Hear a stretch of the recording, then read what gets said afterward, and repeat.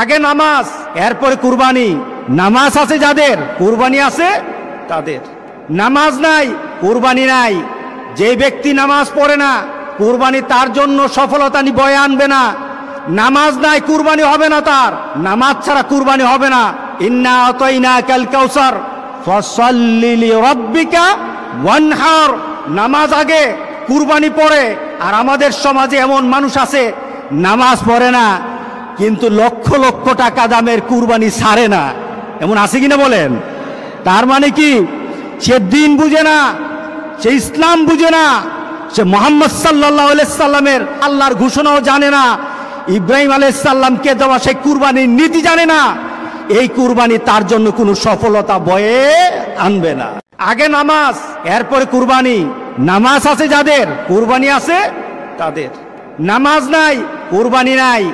যে ব্যক্তি নামাজ পড়ে না, কুরবানি তার জন্য সফলতা বয়ে আনবে না। নামাজ নাই, কুরবানি হবে না তার। নামাজ ছাড়া কুরবানি হবে না। ইন্না আতাইনাকাল কাউসার ফাসাল্লি লিরাব্বিকা ওয়ানহার। নামাজ আগে, কুরবানি পরে। আর আমাদের সমাজে এমন মানুষ আছে নামাজ পড়ে না, কিন্তু লক্ষ লক্ষ টাকা দামের কুরবানি ছাড়ে না। এমন আছে কিনা বলেন? তার মানে কি?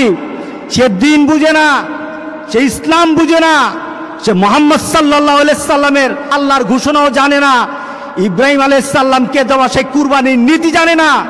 এই কুরবানি তার জন্য কোনো সফলতা বয়ে আনবে না।